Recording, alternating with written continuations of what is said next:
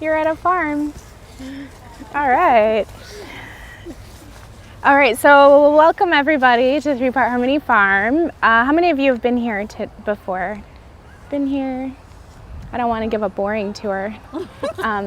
Let's see. Yeah, stop me if you have questions. This is just so that you can learn a little bit about where we are, what we do here, and ask any questions that you want. So we have been here on this property since 2012. It is owned by the Missionary Oblates of Mary Immaculate, and they're the priests that live in the hill up there. I started this farm in 2012 with the idea of creating an edible landscape. So I wanted to grow vegetables in the city, and my main goal was to show that it could be done, that it was possible to have a production-focused farm in a city. But I also recognized that it's not every day that you have a chance to take the bus and ride your bike to a farm. Yesterday you could have taken the metro, but today it's shut down. But my point is, you can take public transportation to this farm, you can ride your bike to this farm. It's pretty accessible. So I also wanted to create an edible landscape. So the entire design of the farm is not only to grow food for people, it's also to have a space that you can walk through the space, the beds, and kind of like get up close and personal with your vegetables and see it growing up close. When we came here, we had to do a lot of improvement of the soil. When we started, the pH was 4.5. So we tilled this rectangle in 2012. It's 65 by 140. And then we tilled this other section the next year in 2013. And I've been adding lime every year and compost, both to improve the soil and then also to increase the pH. We left this strip in the center. I have never added any lime to this center strip. And when we got our first lease last year, we started planting blueberries here. You can't really tell because this is where there are the most weeds, but I promise there's blueberries in there. And I'm pretty sure we will be able to rescue them in the springtime.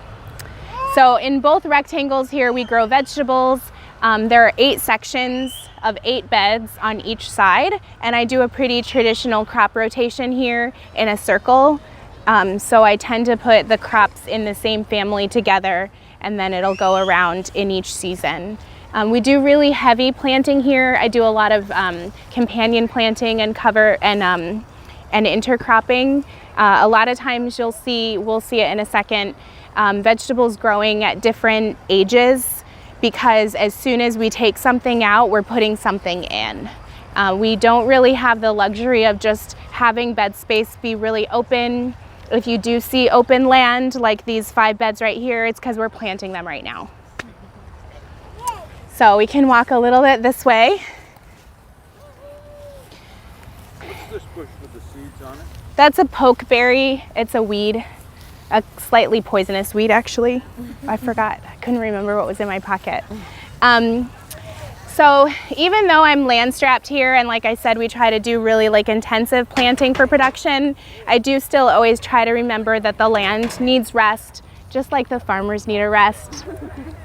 We're gonna get it in 3 weeks, counting down. Anyway, so at any given time, as much of a third of the land will be in cover crop to give it a rest. So this whole section of 8 beds, we just pulled, we had spring brassicas in here, and then I put in a summer cover crop, and now I'm gonna till it and put in a winter cover crop. So the cover crop is like the thing that we plant that is adding nutrients and organic matter to the soil and giving the soil a little bit of rest. So sometimes people will call that green manure. It's kind of like the same qualities, benefits of having manure, except they say it's green because you're growing it. So it's like I'm growing manure. So next week I'll seed here oats, rye, a hairy vetch, and a crimson clover. And that's what I tend to use in the winter time. The hairy vetch and the crimson clover are both nitrogen fixing legumes, so they can pull nitrogen out of the oxygen pores of the soil and make it available to the plants.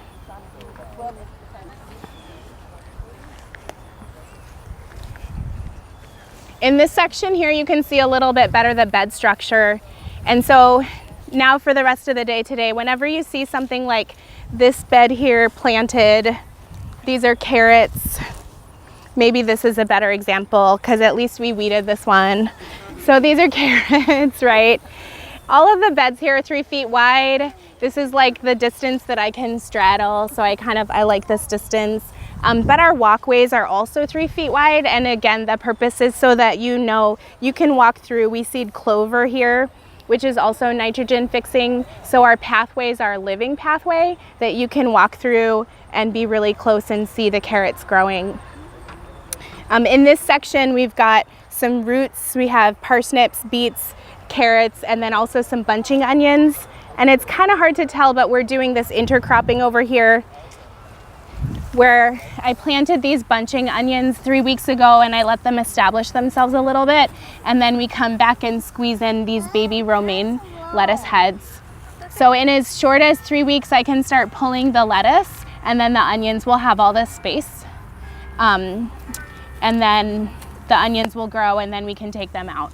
So we're constantly putting in things that can sort of like share space together without hurting the other one. If you've ever read that book, Carrots Love Tomatoes, it's a companion planting book that really teaches you about which plants can do well together. Part of it is about thinking about like, okay, so these onions don't have a very deep root system. So they're not really competing for nutrients at the same level that a lettuce would. But they also say that plants in the onion family can kind of mask, like they put off an oniony smell that is a deterrent to a lot of pests. So it can also help me with that. So that's why I put those together.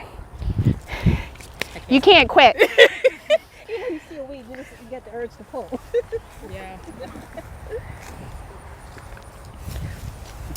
So one of the other things we do here, in addition to breeding noxious weeds, no, in addition to growing food for people, I just can't help myself. I also like to grow things that are cool, right? Everybody wants to just like always have too many things. You just can't help yourself. Okay, so anyway, these are peanuts.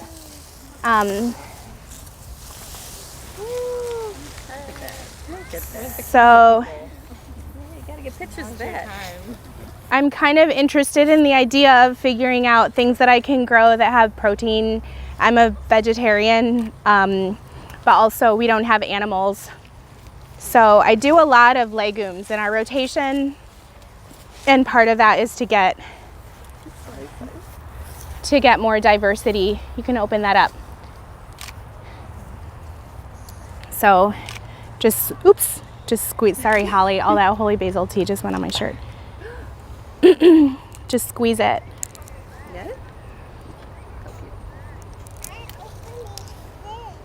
So this is a peanut called Carolina Black. They say it's black, but just like every beautiful black, it's like this purple color. How does that taste? Thanks for humoring me. So we'll put these in our CSA share this week. I never had raw peanuts before growing them. Anyway, if anybody else wants to see. I don't know if I'll give that to you, Alice. Sometimes kids are allergic, I guess. Yeah, so we're getting to this section here. You can see we just pulled out our ginger. And then this is turmeric that we'll dig up this week.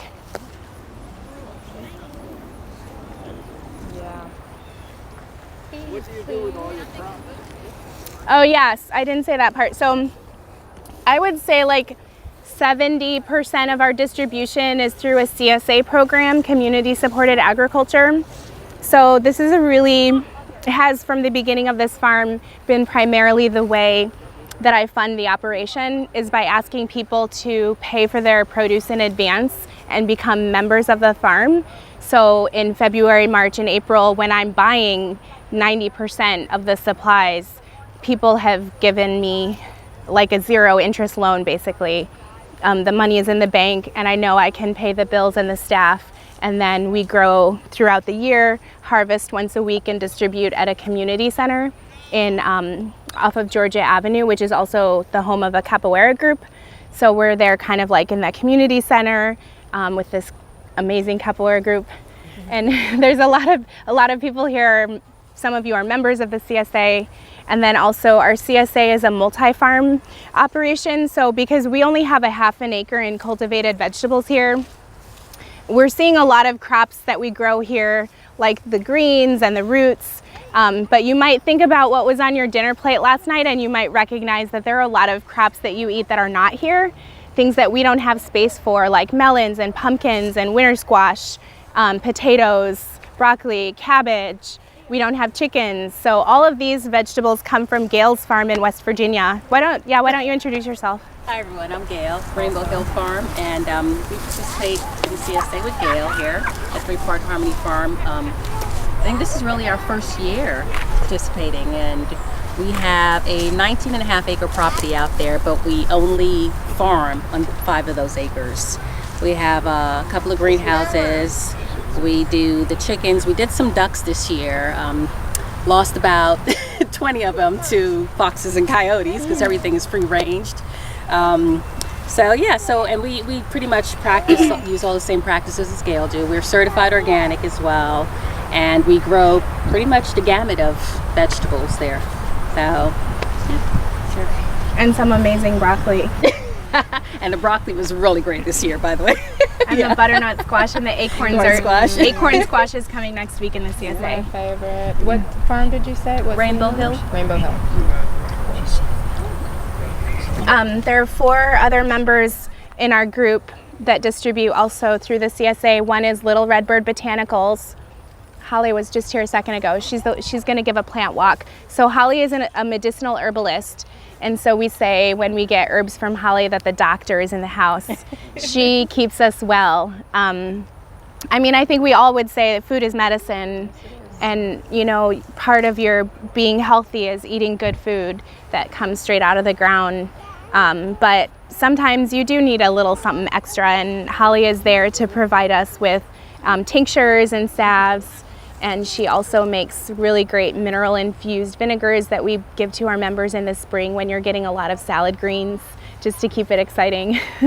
And she makes a fire cider, which is a really great thing to have at this time of year. I've been struggling this month to stay healthy, and I've been taking some of her fire cider every morning. So that's Little Redbird Botanicals. We also get mushroom and honey from Good Sense Farm in Apiary. There's another bigger farm on the Eastern Shore called the Black Dirt Farm Collective. Aaliyah, the owner of that farm, is over there somewhere.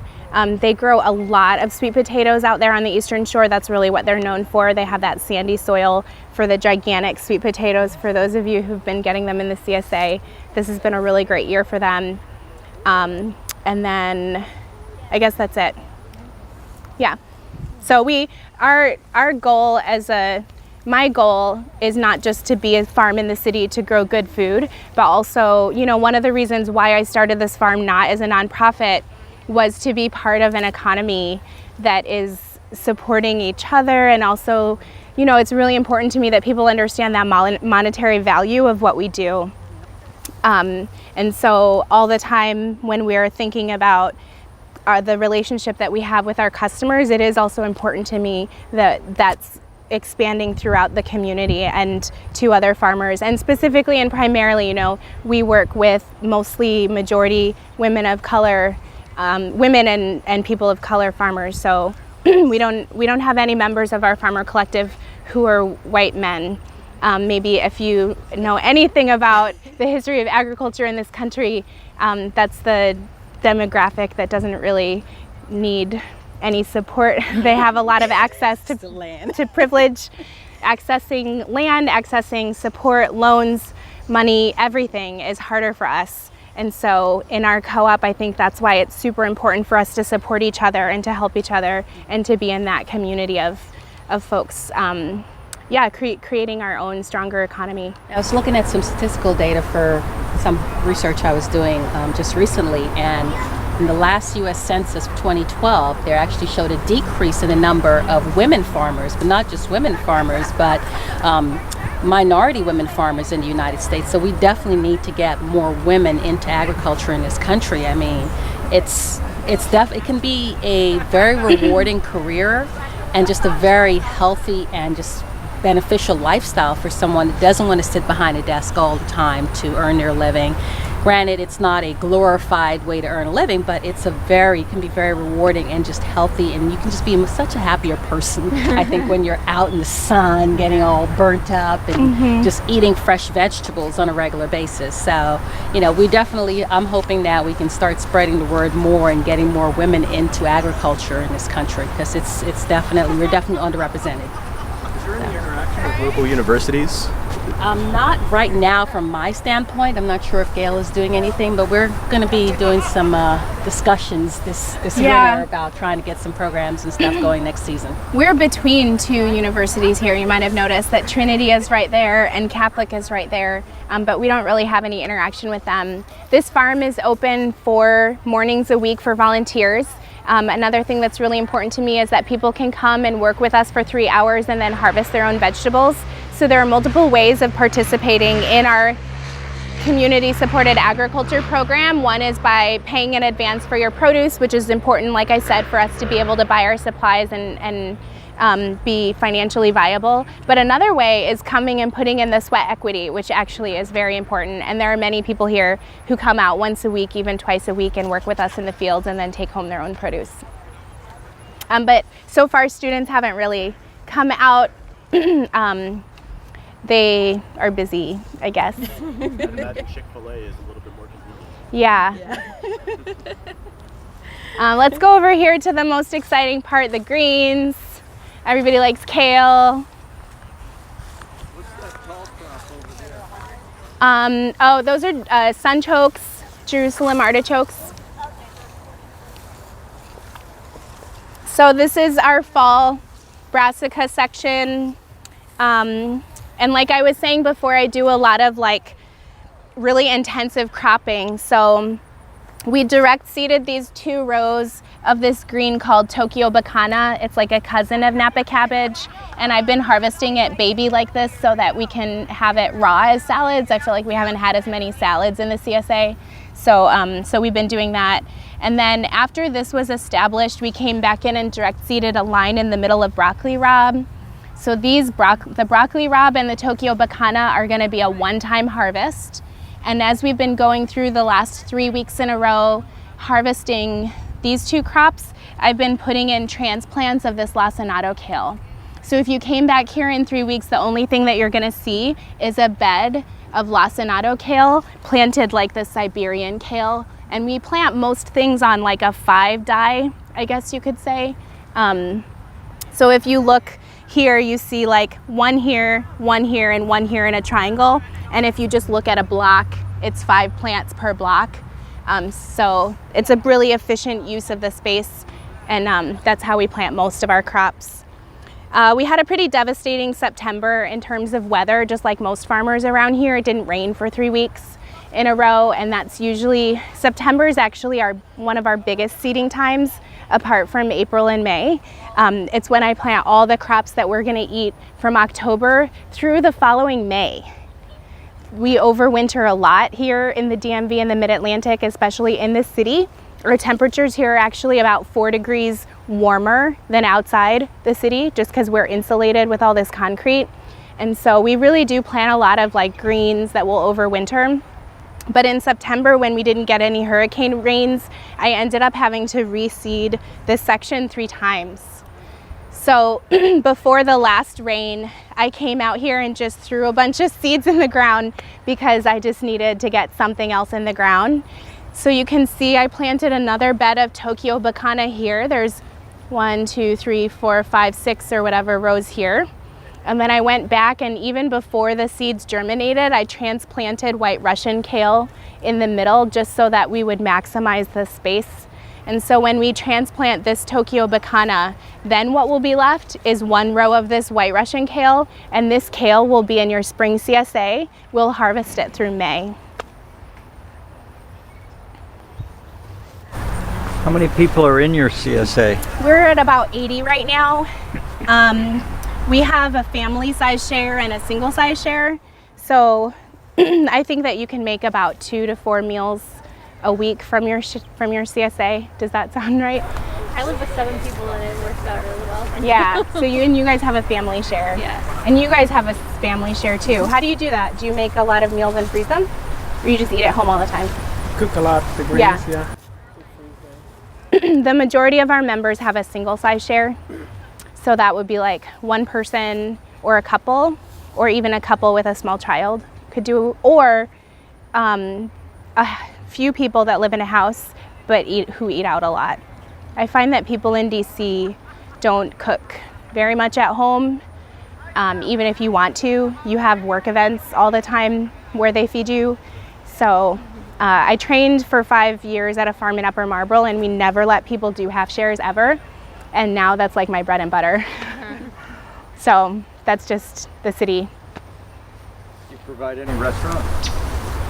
We do a little bit. Yeah, I really find the relationship with my customers to be incredibly, I got confused, we have the same name. I love the relationship with the CSA customers. I love to have the families come back every year and see the kids growing up on the food that I feed them, and to see that and to know that like our communities are healthier because of the hard work that me and Gail and Holly and Aaliyah and all the other farmers do. Yeah, I like that. The CSA pickup is like, I feel like it's like a party every week. So I enjoy that better than working with a chef who may or may not appreciate what I brought him, to be perfectly honest. I think this kind of growing that we do here, maybe not every week, but at least a couple times a month, I'm bringing something that you've never seen before and I have to teach you how to cook it. I don't want to do that with a chef. During the winter, will you have to take any serious protective measures for any of your crops? Yeah, I do it very moderate. You might notice we don't have very much infrastructure here. We don't have a greenhouse or a high tunnel out here. We don't even have electricity out here. So I have a floating row cover that we'll put, and on the other side of this sorghum Sudan grass, you see it. I have enough floating row cover to cover about 16 beds. So by January, I'll have spinach and maybe some kale and maybe some other greens under cover. And as soon as the snow goes away, we'll uncover it.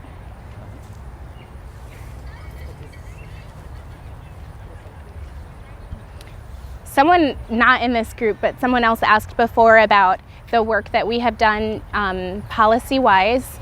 A year and a half ago, DC passed an urban farm bill that we helped co-author and ran a 3-year campaign to get it passed, called the DC Food and Farming Security Act of 2014. And the short story is, and I'm happy to talk to anybody else who has more questions, but you know, in 2012 when I approached the landowner about leasing this property to have a farm, we realized that it would be financially impossible because of the property taxes that made it cost prohibitive to grow vegetables on this 2-acre property. So this unimproved vacant lot is assessed at $5.2 million, and the annual property taxes then would be $50,000, which actually is like the going rate. It's just when you multiply the $100 per square whatever by 2 acres, it's $50,000. So we worked with Council Member Grasso and Council Member Che, and actually that guy in the blue shirt is the head priest, Seamus Finn. So he's my landlord. We worked with them and we drafted a bill that took 3 years to pass. But when we got that bill passed in December of 2014, then we were able to get our first lease here in 2015. So even though we've been farming here since 2012, I've only had a lease since 2015. And then the first 3 years that we farmed here, I wasn't allowed to sell anything that I grew.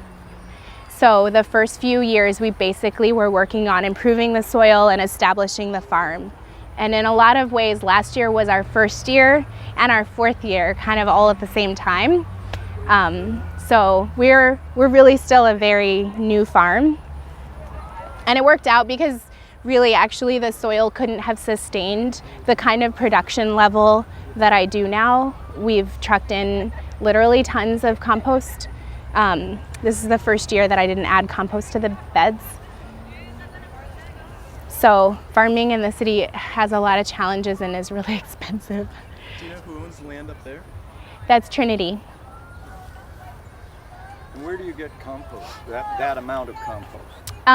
Ideally, I bought a lot of compost from Chesapeake Compost Works, which in my opinion makes the best quality compost in this area. And they're a company based out of Baltimore, and I happen to have worked with the owner.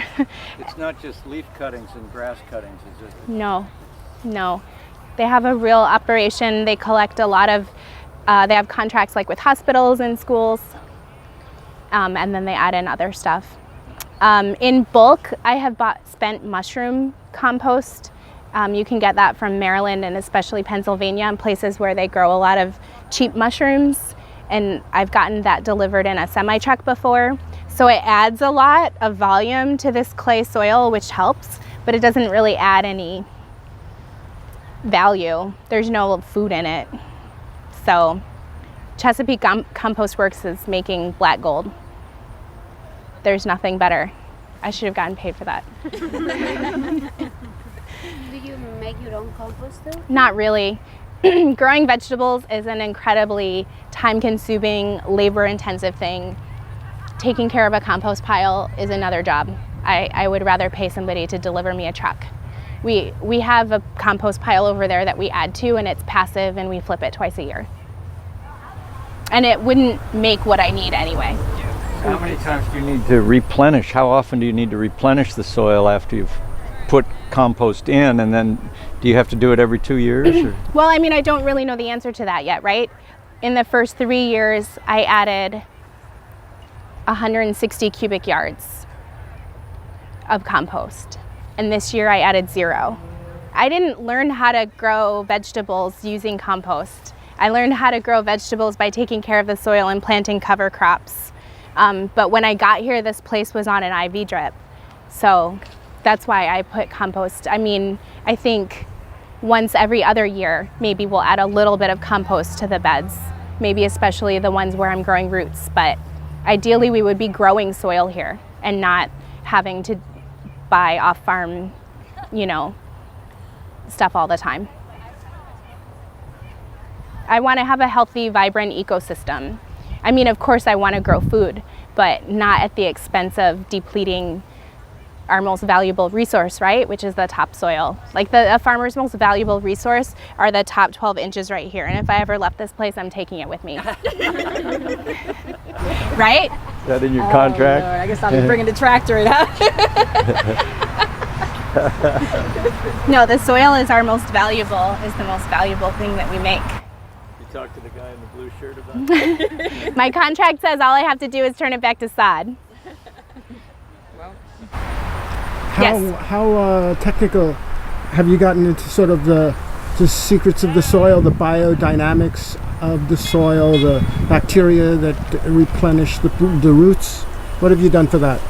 I'm not a scientist. I'm not a soil scientist, and I don't even have a background in science. So I don't totally understand everything that's happening. I also, just by nature, am a very intuitive farmer. I definitely walk through the farm every day and say, oh, I think that one needs this, But I do know. And you do soil testing. Oh, of course, right. I do soil testing, yeah. and the analysis from the soil test also tells you a lot of what is needed as far as your micronutrients and macronutrients that you need to supplement on an annual basis. And some of the things I think you and I have talked about is green sand, using using the compost.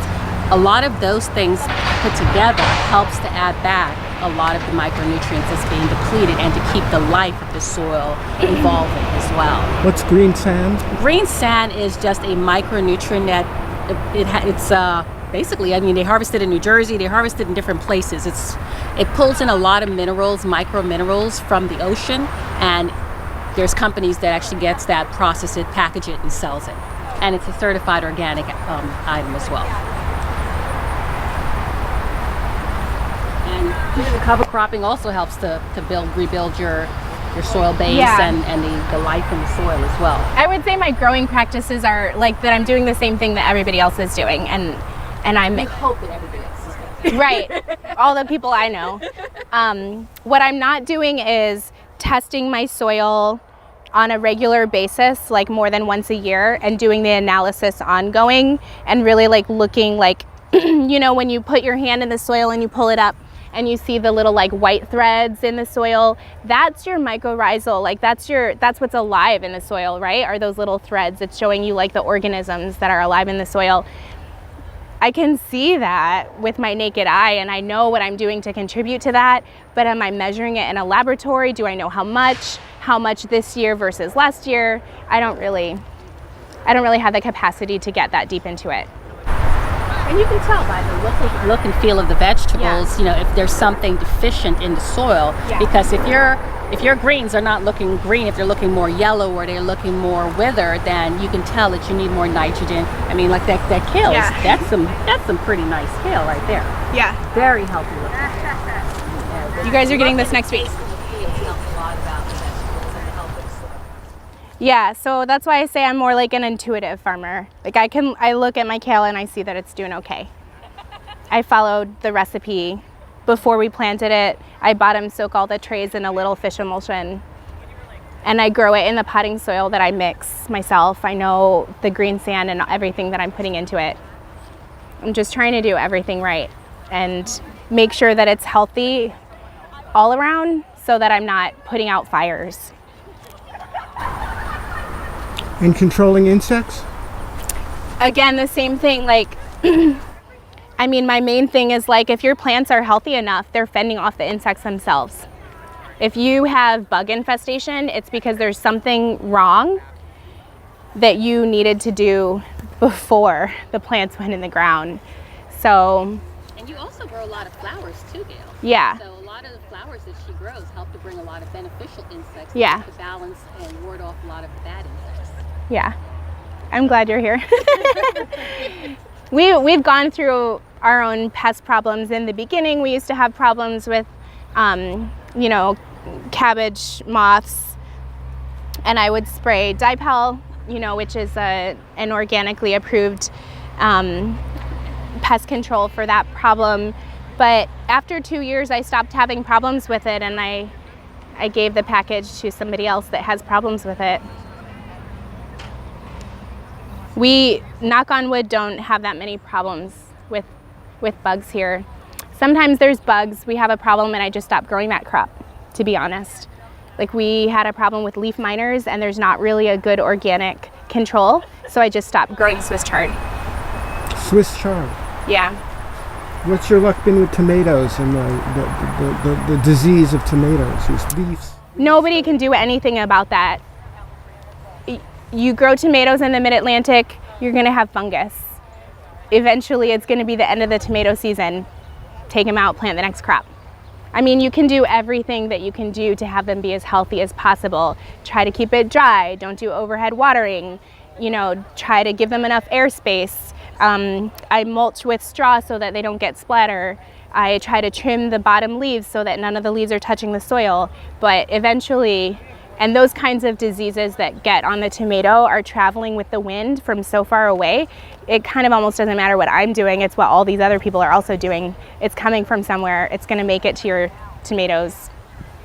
Yeah, what can you do? You're like,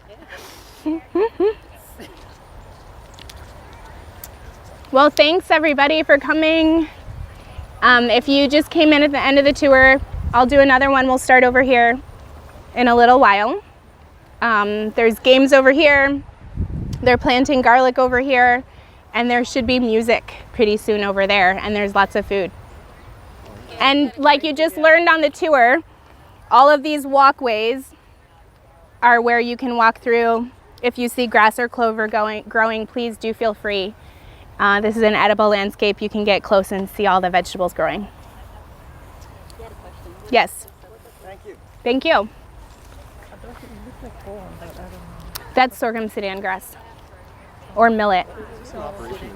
I think it's the Sudan. Is the manpower not even really going to happen? What do you mean? Expand Well, how? It seems like there's a lot of communal interest in what you're doing here. Uh-huh. And there are a lot of people that want the product that you're maybe producing. So does the amount of space that you have right now, does it really suit your needs? Or if you were presented with more, would you actually want to expand the operation? Would it even be possible? I'm happy with this parcel right now. When I first started this farm, when I couldn't sell the produce from here, I also did backyard gardening. I had a backyard style CSA where I would ride my bike to different plots and then aggregate on harvest day.